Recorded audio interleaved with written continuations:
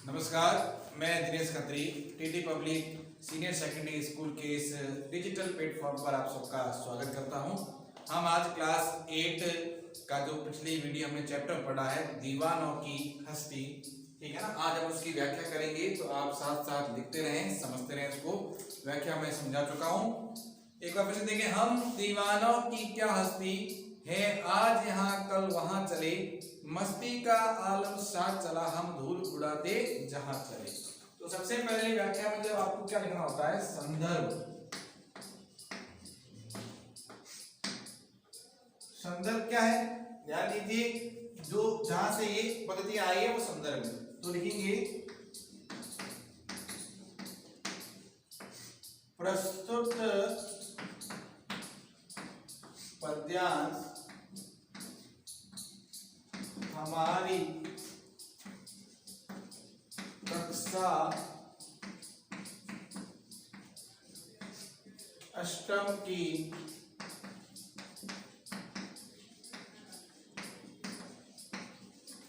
पाठ्य पुस्तक वसंत में पाठ दीवानों की हस्ती से आया है। ये संदर्भ में ध्यान रखना। अब प्रश्न अपन हालांकि संदर्भ प्रश्न साथ लिखते हैं, लेकिन अपन एक बात समझने के लिए अलग लिख रहे हैं। आप यहाँ लिखें संदर्भ हुआ प्रश्न, तो संदर्भ में ये लिखा जाता है जहां से ये आया है, ठीक है। इसके आपको कवि का नाम लिखना लिख सकते हो, इसके कवि का नाम, जो नाम है लेखक, जो मैंने आपको बताया था, भगवती चरण वर्मा।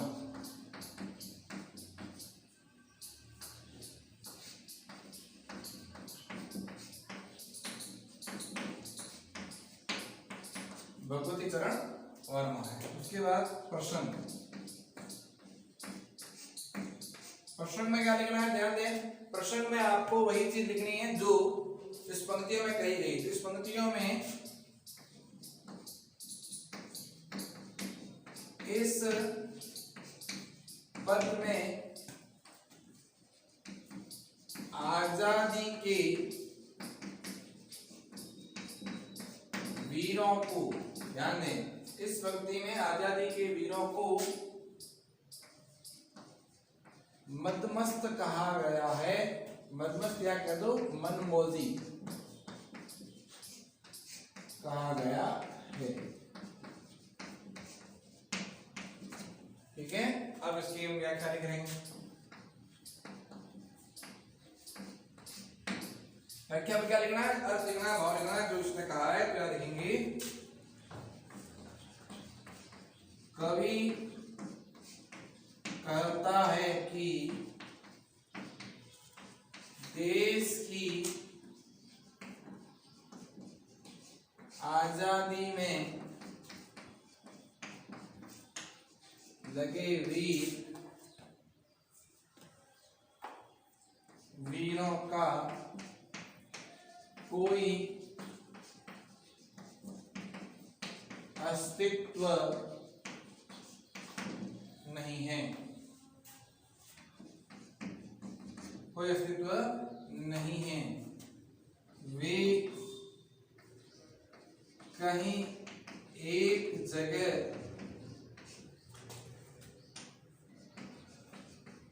विराम नहीं करते,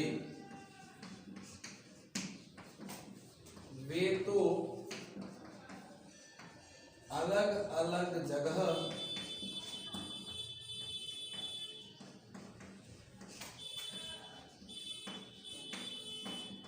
घूमते हैं।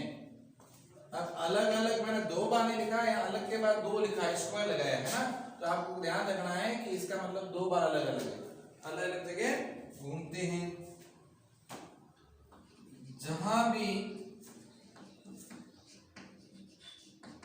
यह मनमौजी जाते हैं वहां मस्ती का वातावरण बना देते हैं। और जहां भी मनमौजी जाते हैं वहां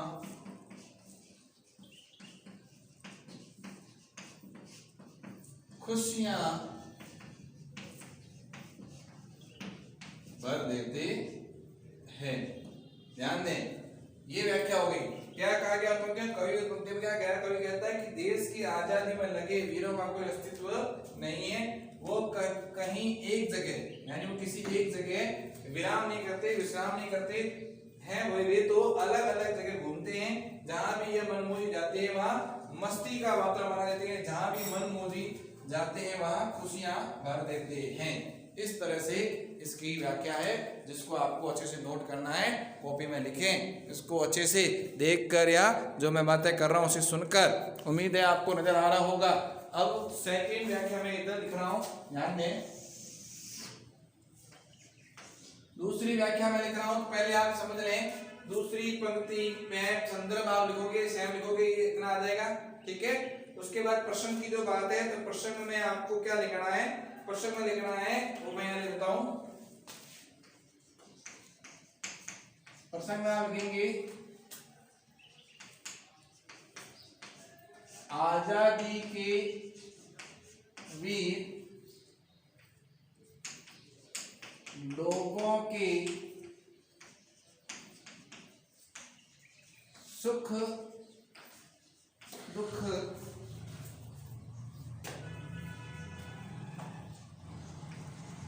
के साथी होते हैं। ये पंक्तियों में बताया गया है ना। तो व्याख्या में लिख रहे हैं, ध्यान रखना।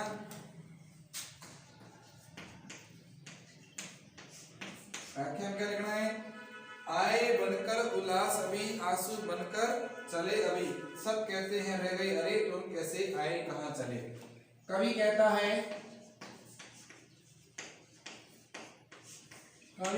है कि आजादी के वीर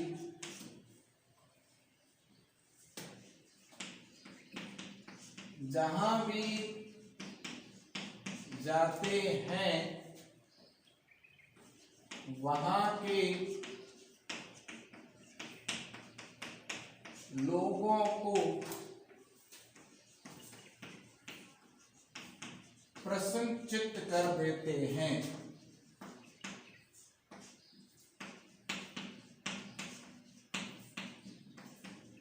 उनमें खुशियां भर जाती है।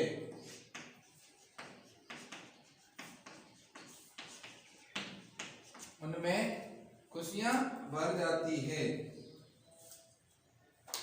जब वे वीर उस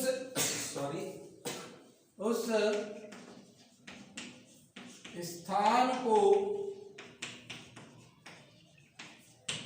छोड़कर चले जाते हैं, तो वहां के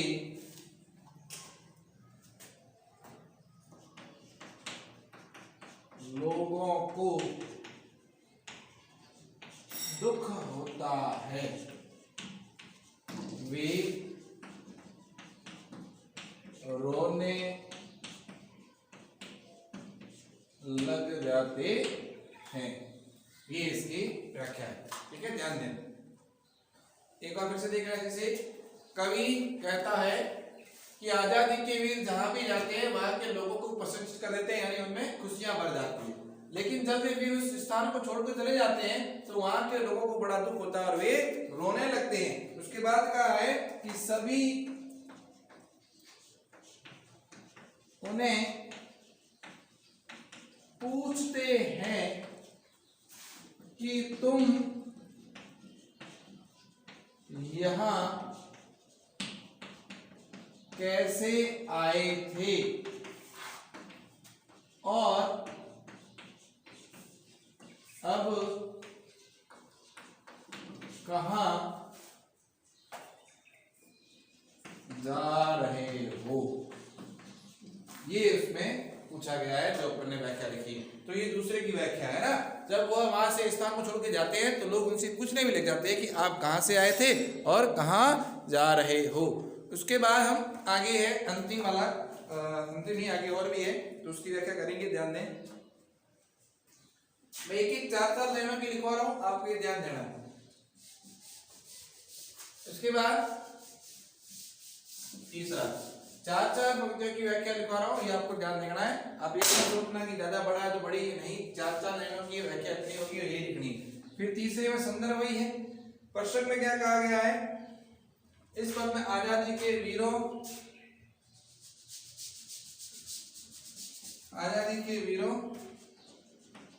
द्वारा दुनिया को कुछ देने व लेने की बात कही गई है।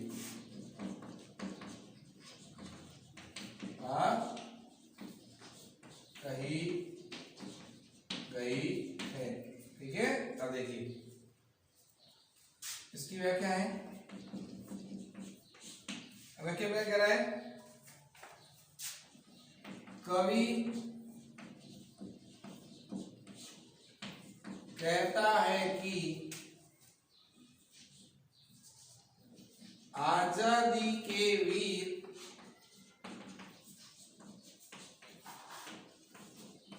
कहते हैं कि हम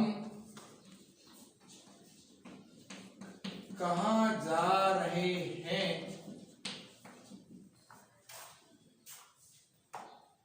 यह हमसे मत पूछो, हमारा काम निरंतर आगे बढ़ते रहना है। हमारा काम आगे बढ़ते रहना है, इसलिए हम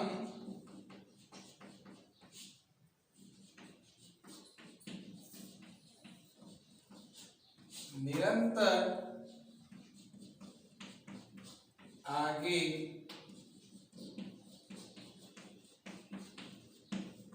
चल रहे हैं।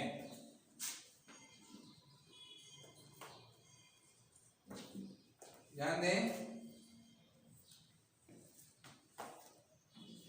इस संसार से हमने जो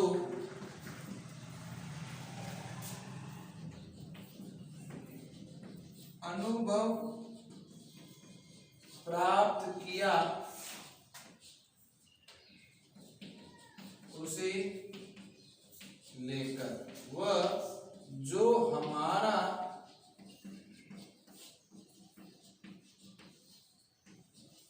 अनुभव था उसे,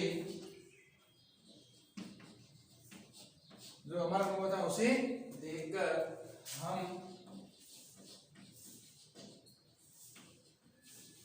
निरंतर आगे चल रहे हैं। ये हो गया आपके आगे वाले की व्याख्या तीसरे की। तीसरे में क्या लिखा अपन ने कि कवि कहता है कि आजादी की व्याख्या कहते हैं हम कहाँ चले, वह हमसे मत पूछो, इसलिए पूछा गया है ना, लेकिन उसने कहा हमसे ऐसा मत पूछो, हमारा काम क्या है, निरंतर आगे बढ़ते रहना, और इसलिए हम निरंतर आगे चल रहे हैं। इस संसार में हमने जो अनुभव प्राप्त किया उसे हम लेकर, वह जो हमारा अनुभव था उसे देखकर हम निरंतर आगे की ओर बढ़ रहे हैं। इसके बाद आगे चलेंगे अपन। आगे की व्याख्या है, 4 नंबर की। तो यहाँ लिख रहे हैं, प्रश्न मिटा रहे हैं पहले, ठीक है।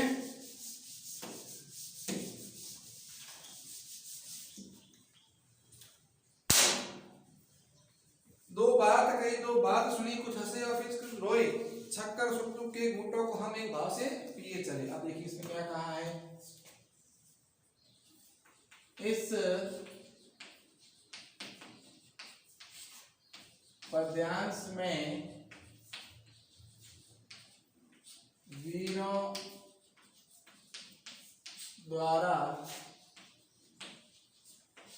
सुख दुख की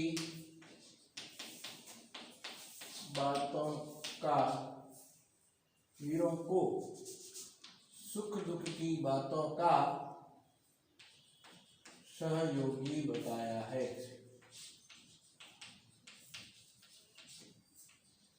है ना।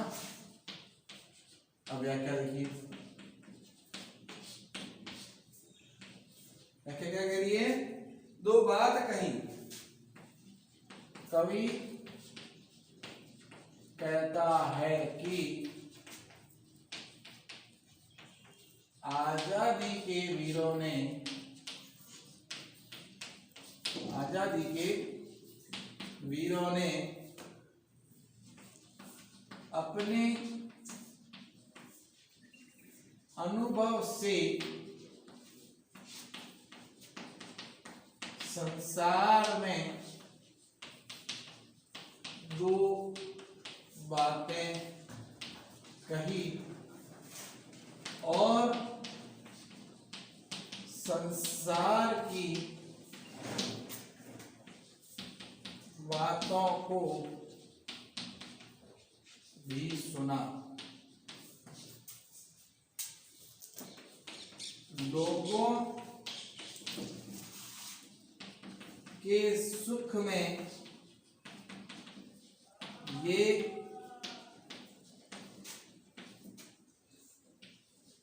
उनके साथ हंसे और लोगों के दुख में उनके साथ रोए, अर्थात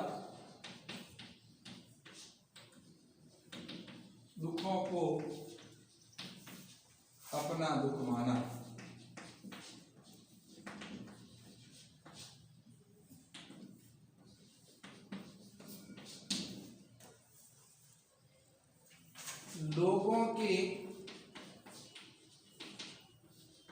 लोगों की सुख दुख की बातों को पेट भरकर एक समान भाव से